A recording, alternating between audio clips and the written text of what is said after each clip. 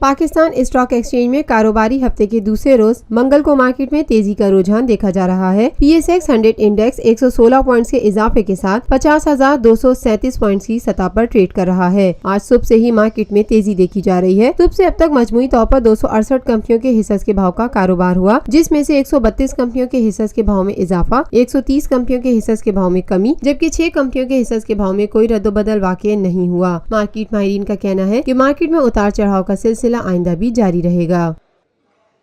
Lotus Lake Towers, a groundbreaking endeavor by Lotus Properties.